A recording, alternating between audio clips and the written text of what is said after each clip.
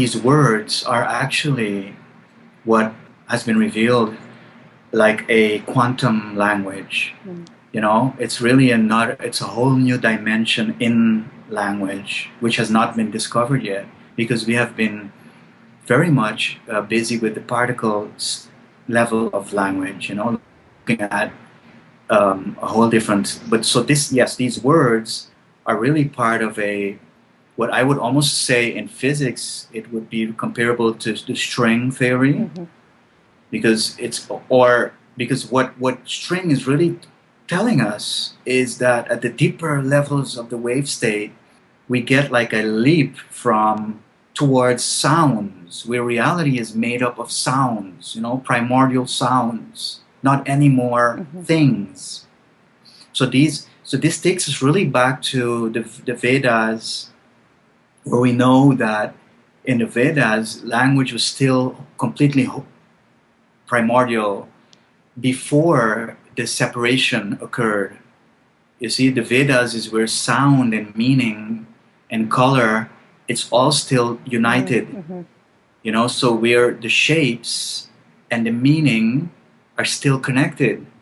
So it's really like a level of chanting, it's a level of music, it's really music. What we're finding, Evita, at the level of these words, which is where this dreaming occurs, is where we're hitting back on the what you would call like the level of the primordial sounds.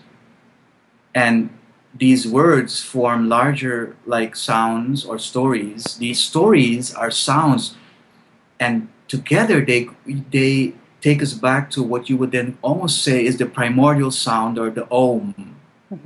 But the Om, the primordial sound Om would then be like the collective story that we all become part of when all these groups and these tribes started not only find their own individual tribes, but when these tribes start to find each other, and then you get like they keep ever more going into one more collective vision or story and one bigger story, till you find like the story of the planet, of the earth. And that would then be like reconnecting to the Om, the original creational sound. And at that point, we really, together with, if you wish, Creator or the Sophia, would complete the creation. So it's almost like you would have a Big Bang, and then you have a particle creation, and then, or the caterpillar, and then we would together complete the creation with the sound, you see? So this is why I remember when I was discovering all of this, I had all of this comes to me in dreams, Ifida. I could never think this up, you know. I remember one dream was saying that at the center of the cycle, where we find this core story, it said music. It was referring to it in terms of music, and it then said that music is the physics of the mind. So what we find at that primordial level of nature is music. The way we have translated that original language, one would almost say the language that God speaks. And we are all like little parts of that. Almost like a shadow in terms of plateau of what that original music or the true language really was. It's really the way these words connect, these letters connecting into words, is a rhyming of meaning. So synchronicity is really a rhyming of meaning. So when we put these words together, these letters together in these shared dreams, we're really discovering rhymes.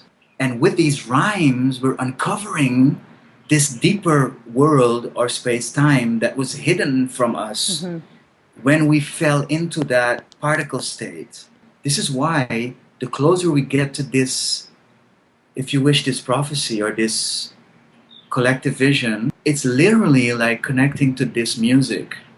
So it's like this music that is calling us back to this, one could say, this original states or city where the selves abode.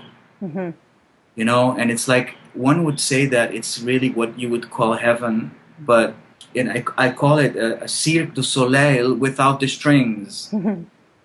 So it's really it's like they really come very close to that. The Cirque du Soleil, you know, their whole, it's magical. But I actually saw it, but then without the strings, because in that space-time, there is no limitations, you know. The word Om, Evita, means the infinite, the unbounded. This is why all of these chants in Buddhism, all these mantras, they all start with Om. But what it means is that before every word, you put the word infinite. Because that deeper space-time where the sheer dreaming happens is like the land of infinite possibilities. See, but the thing is that the music, so the transition to the dimension that they refer to as the primordial sounds, the story itself is the music. So like, you know, so like a story is really a form of visualized music. The story that you enter is itself the music.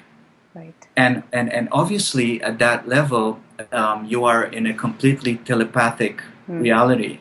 I would appear in the dreams of this tribe that I am part of, you know, systematically, if I can stay in superposition.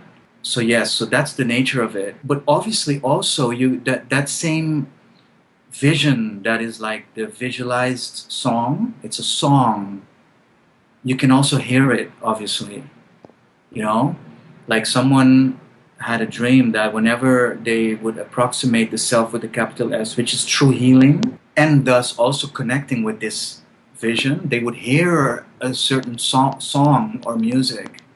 That's also a way to know that you are connecting to it.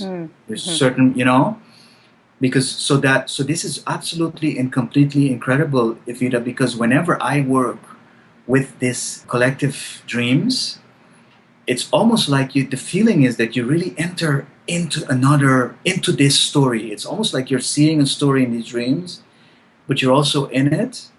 And the feeling is that you really go into another dimension, and yeah, it's incredible.